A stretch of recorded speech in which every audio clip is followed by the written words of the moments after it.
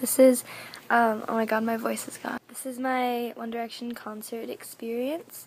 So the thing is, I was supposed to go to the LA show on August 7th with a friend that I met on Instagram and her friend. So her friend's mom had the 3 tickets, and at some point the mom thought the 3rd ticket was just going to go to waste. She didn't know it was going to me, so she sold it off, and I was left without a ticket. And the concert nearest to me in Vancouver was like 2 weeks from then, so I was without a ticket for this whole tour, and I just was so upset. I didn't know what to do, but I knew I needed to go.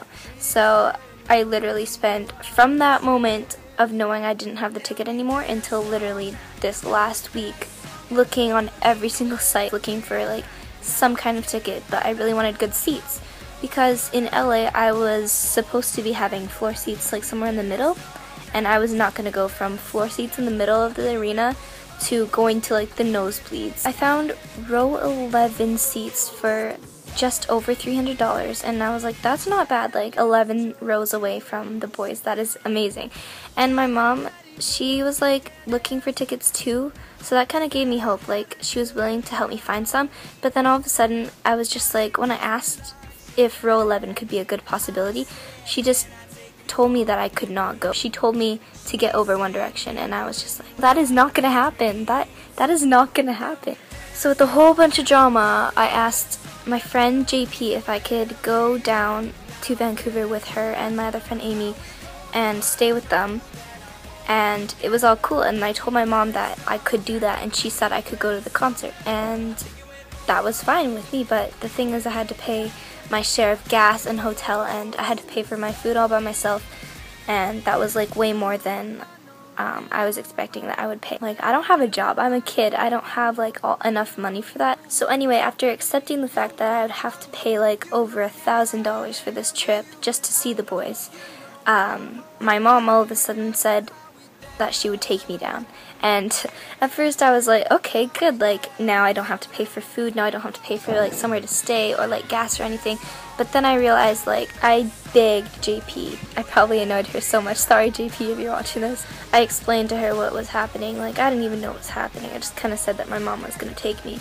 And she was like, no, that's okay. And I just felt so bad. I just kept apologizing. She's like, it's okay, at least you get to see the boys. And then I kind of went into a depression because I still didn't have a ticket. So at this point, I knew I was going to Vancouver, but I didn't know if I was going to make it to the show because I didn't have a ticket. I had a way down there, but I didn't have anything to do. And so I looked and looked, and I was on my phone every single second. Like, I wasn't even blogging, and that's saying a lot. I was doing so much research for these tickets. Then all of a sudden, my mom just comes into my room one morning. She just starts hitting me. I wake up and I roll over, and I'm just like, what? And she's just like, I found row 4 VIP tickets. And I'm not a morning person, but let's just say I literally jumped out of my bed.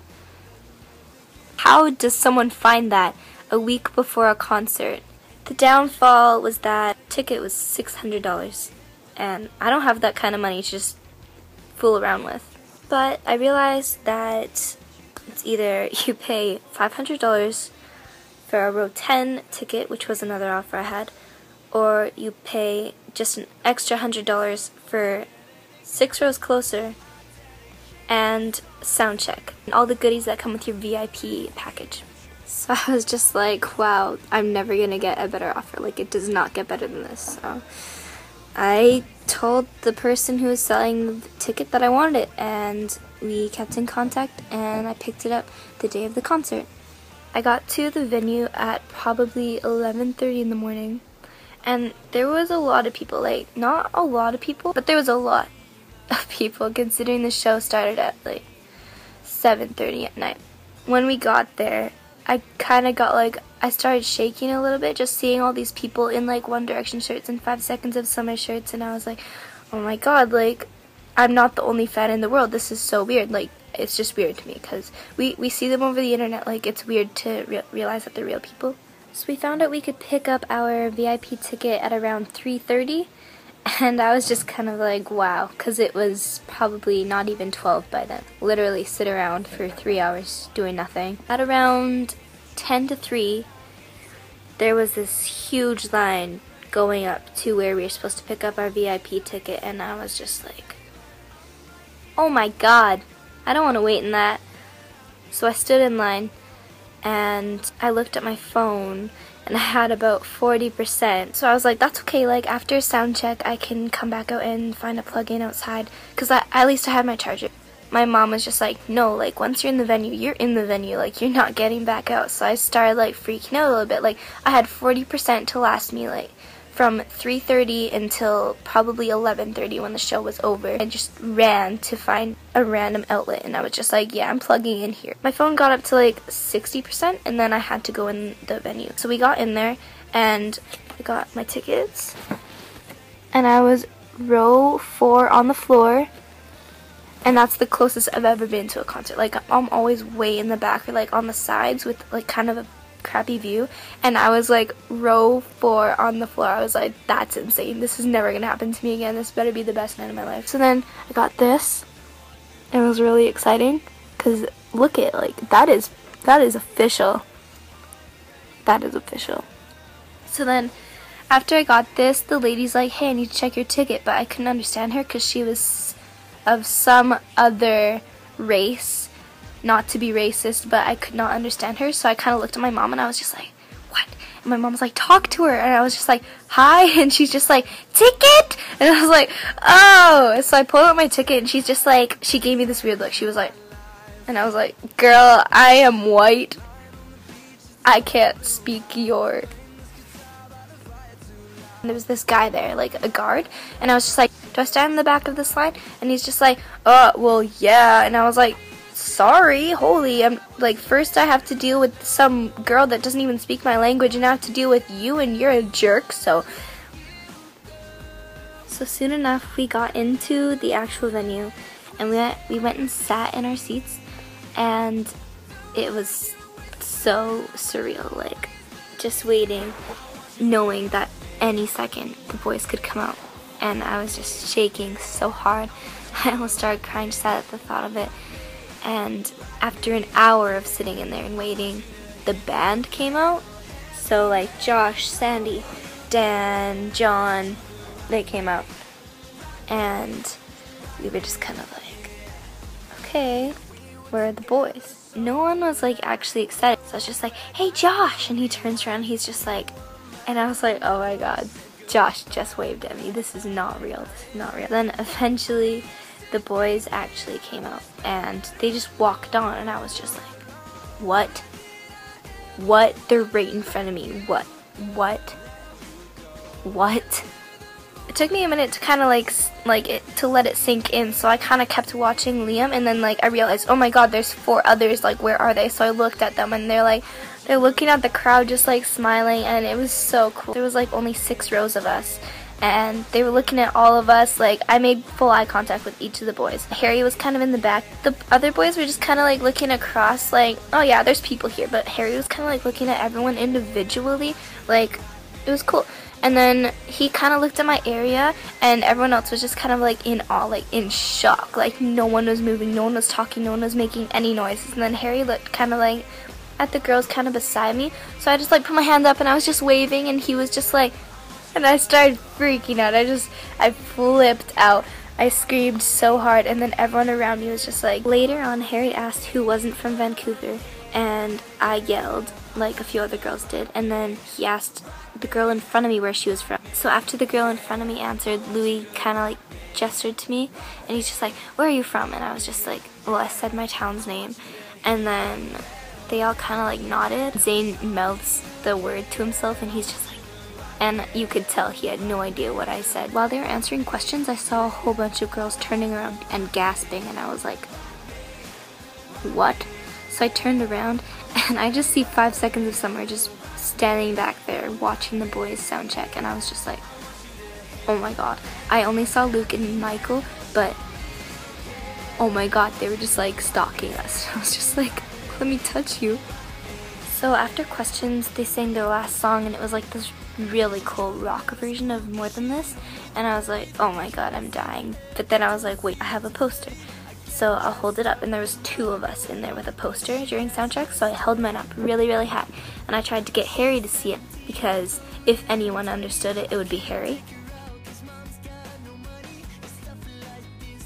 So I was trying to get him to look into the crowd, but when he was singing, he was either singing right to Liam, or he was standing to the side like this, looking at Louis and Zane.